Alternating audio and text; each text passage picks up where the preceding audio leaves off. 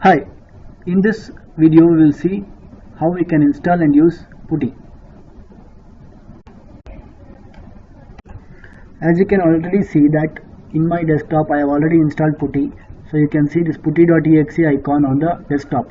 Let us see how we can download it from the internet and install this. So you can go to Google and search for PuTTY.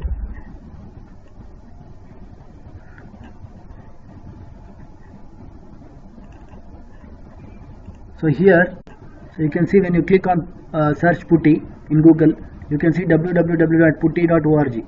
So just go to this site. Here, the first link, you can download PuTTY here. You can just click on this. So once you click on this, you can go down, scroll down for Windows on Intel x86, PuTTY x86. So here you can see putty.exe. For Windows, just click on this and the file will get downloaded. So here you can see the file has got downloaded. So this is the putty.exe which has got downloaded from the internet. So this is the same file, putty.exe. This is a single file, there is no install file. This is just exe file. You just double click on this and then you can see this pop-up window wherein you have to type in the host name, IP address, then the port is SSH 22 by default. If you want to telnet,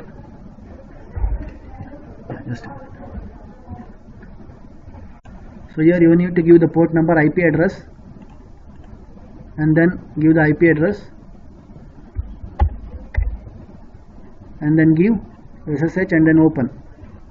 Here you need to give the user ID and the password,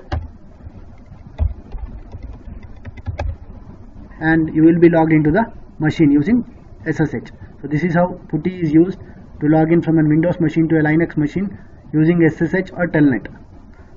Thank you for watching this video. I hope this video is very helpful. Thank you.